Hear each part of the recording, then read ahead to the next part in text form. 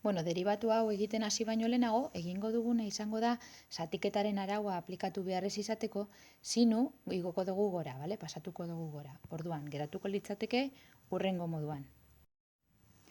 Sinu ber minus bat, x gehi bat, gehi, x ber bost, ken x ber hiru, gehi hiru, ber lau.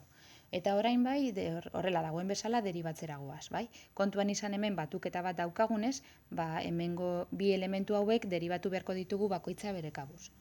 Orduan, deribatua izango litzateke. Bueno, hemen, lehenengo eta behin hau berreketa bat izango litzateke, orduan berretzailea pasatzen dugu aurrera, biderkatzen, eta berretzaileari bat kentzen diogu. Orduan, geratuko litzaiguke, minus bat, bider, sinu, x gehi bat, ber minus bi, dana ber minus bi, bider, barrukoaren deribatua, hau da, bider sinuaren deribatua dela, kosinu, x gehi bat.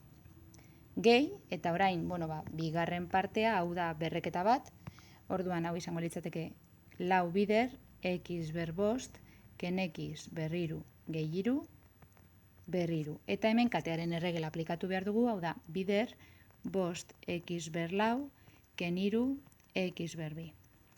Orduan, orain egingo dugun gauza bakarra hau badago deribatuta, baina hemen ikusten dugu berretzaile bat negatiboa dagoela, orduan pasatuko dugu izendatzailera. Eta gero hemen ere biderkatzaile komun atera dezakegu x ber bi. Orduan, geratuko litzaiguke. Momentu bat. Hemen, zenbakitzailean minus kosinu x gehi bat, eta hemen izendatzailean sinu ber bi x gehi bat. Eta gero beste aldean edo beste elementua izango litzateke. Momentu bat. Lau bider x ber bi, bider bost x ber bi ken hiru, bider x ber bost ken x ber hiru gehi hiru ber hiru. Hemen egin duguna izan da hemendik biderkatzaile komun atera, x ber bi, hemen dago, eta gero, x ber bi kentzerakoan hemendik geratzen zaigu bost x ber bi, hemen dago, ken hiru, Eta gero hau dagoen bezala kopiatu dugu hemen. Ordenatu dugu, hau maila gorenekoa danez, bukaeran jarri dut. Eta gero hemen, ez dakit hau argi geratu dan, hemen daukaguna da sinu x gehi bat eta dana ber minus bat. Ber minus bat badakizue jarri daitekela hemen, edo bestela parentesi handi bat egin dezakegu, eta ber minus bat kanpoan utzi. Kasu honetan jarri dut hemen, Orduan, berreketa hemen daukaguna da kanpokoa izango litzateke edo funtzio nagusia izango litzateke berreketa bat, ber minus bat.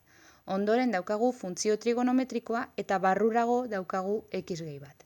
Horregaitik lehenengo deribatzen dugu berreketa, minus bat hori aurrera pasatzen da, eta hemen minus bi geratzen zaigu, gero, hurrengo geruza izango litzateke sinua, horregaitik biderko sinu x gehi bat, eta azkenengo geruza izango litzateke x gehi baten deribatua dela bat. Ez dugula jarri, ze bider bat jartzeak, ez da beharrezkoa,